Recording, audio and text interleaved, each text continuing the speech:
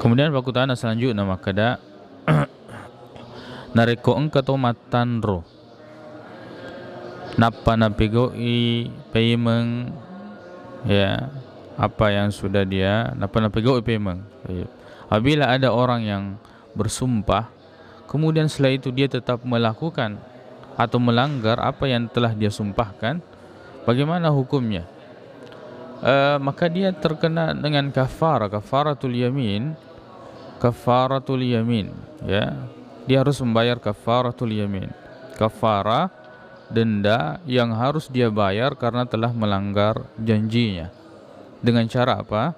Memberi makan 10 orang miskin.